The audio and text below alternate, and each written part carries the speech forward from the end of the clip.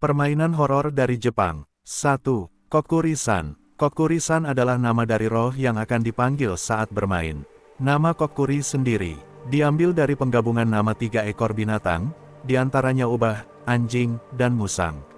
Ko, artinya kitsune, ubahku, artinya inu, anjing, dan ri, artinya tanuki, musang, ubah dipercaya. Bisa menjadi penipu yang licik, atau bisa juga menjadi guru yang dapat dipercaya.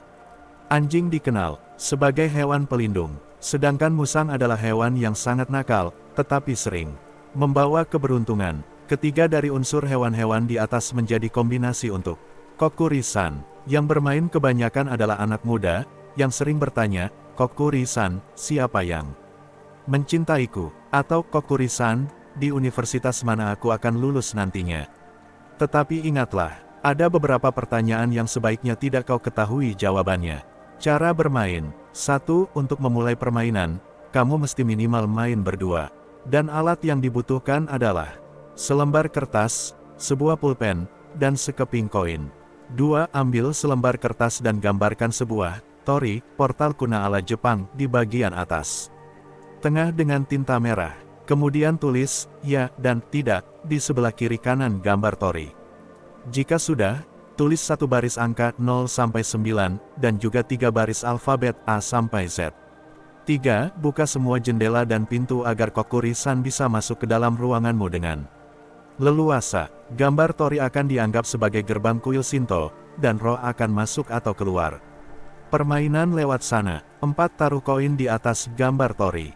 Setiap pemain mesti menyentuh koin untuk meninggalkan sidik jari di sana. 5. Panggil rohnya dengan mengatakan, Kokuri-san, Kokuri-san, jika kau ada di sini, tolong gerakan koin ini. 6. Kamu boleh mengajukan pertanyaan apapun yang kau inginkan, roh akan menjawabnya dengan menggerakkan koin ke arah bagian kertas sehingga akan membentuk jawaban.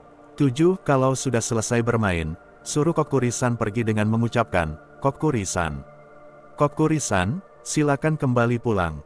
Koin akan menunjukkan kata, ya, dan kembali pada gambar tori. 8. Kalau sudah yakin Kokuri telah pergi, hancurkan kertasnya tadi.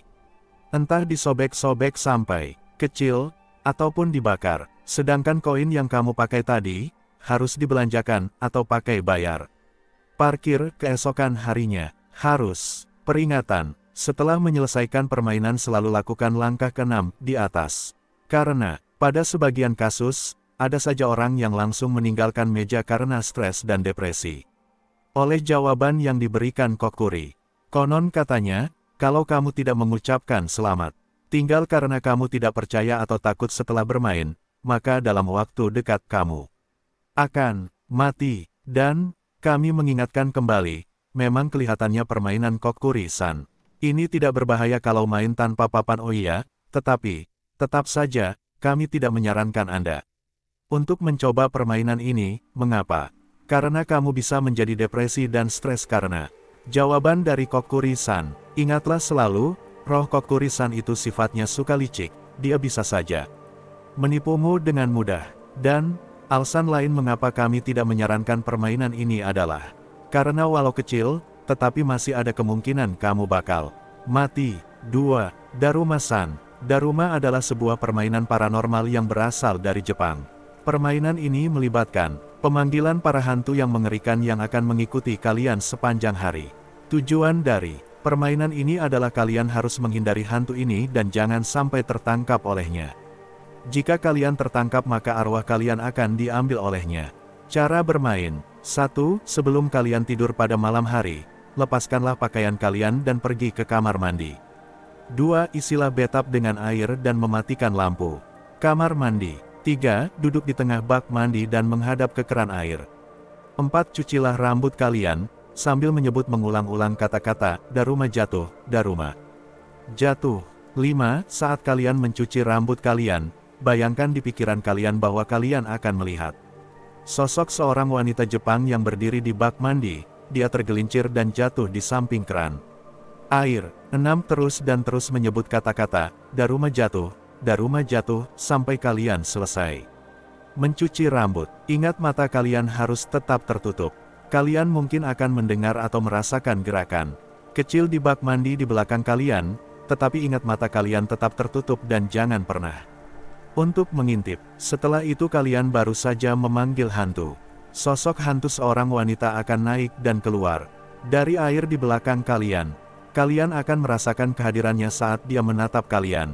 Kepalanya tepat di belakang bahu kanan kalian, rambutnya hitam dan kusut, pakaiannya compang, camping dan membusuk, tetapi dia hanya memiliki satu mata tepat di bagian kiri dan terbuka lebar, berwarna merah. 7. Ketika kalian merasakan kehadiran hantu itu, dan kalian harus membuat suatu pertanyaan. Dengannya, pertanyaannya seperti ini, mengapa kau jatuh di kamar mandi? 8. Selalu menjaga mata kalian tertutup rapat, berdiri, keluar dari bak mandi. Hati-hati untuk tidak tersandung dan jangan sampai kalian terjatuh. 9. Setelah itu segeralah untuk meninggalkan kamar mandi dan tutup pintunya. Setelah itu sekarang, aman untuk membuka mata kalian, dan setelah itu kalian harus tidur. 10. Keesokan paginya, ketika kalian bangun, permainan akan dimulai dan hantu wanita bermata satu itu akan mengikuti kalian kemanapun kalian pergi. Setiap kali kalian melihatnya, dia akan menghilang. Ketika kalian melirik ke bahu kanan kalian maka akan sesekali menangkap sekilas figur dari dirinya. Dia akan lebih dekat dan lebih dekat.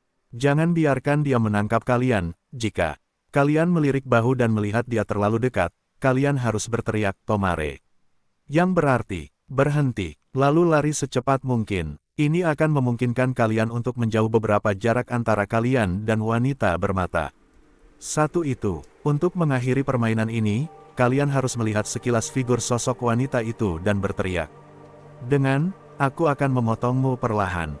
Kemudian ayunkan tangan kalian di dan ayunan ke bawah seperti gerakan memotong.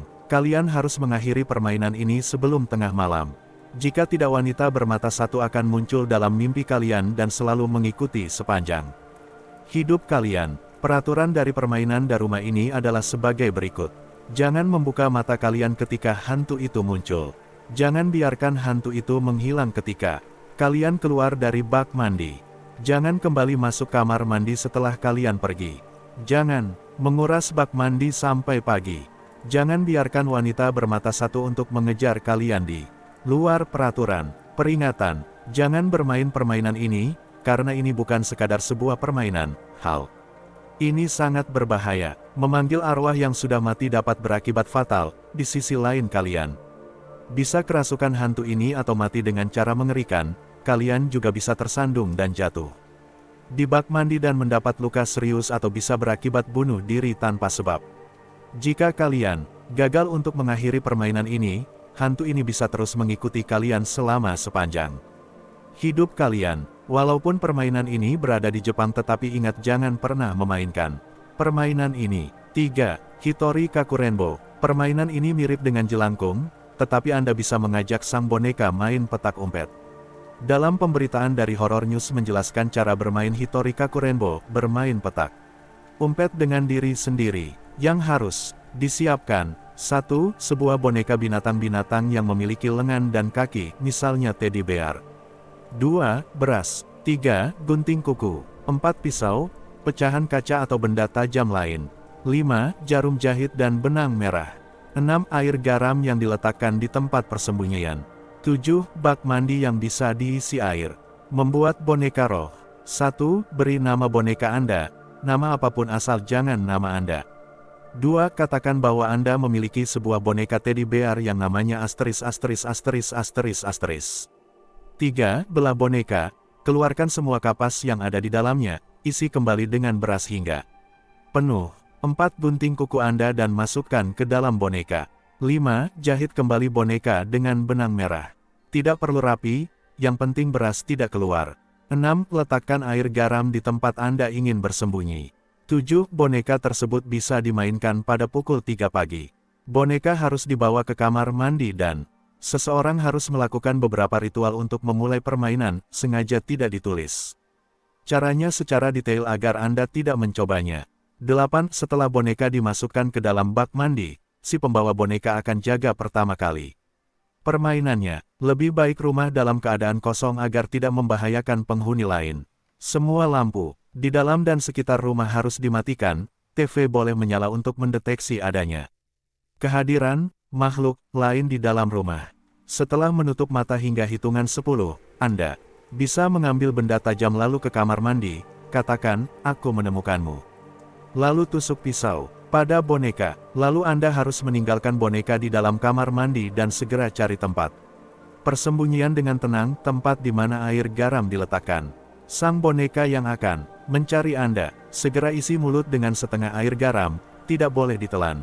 Lalu keluarlah dari tempat persembunyian. Jika ritual berhasil, boneka akan hilang dengan sendirinya dari kamar mandi. Suara TV akan berubah seiring dengan pergerakan sang boneka. Anda harus mencari boneka dengan tenang. Dimanapun boneka itu ditemukan, segera siram boneka dengan sisa garam di dalam cangkir, lalu berteriak, aku menang. Sebanyak 3 kali. 4. Hyaku Monogatari. Hyaku Monogatari, hyaku sama dengan 100. Monogatari sama dengan cerita, merupakan sebuah permainan mistis yang dilakukan pada saat musim panas oleh remaja di Jepang. Biasanya orang-orang memainkan permainan ini hanya untuk pembuktian ada atau tidaknya roh halus.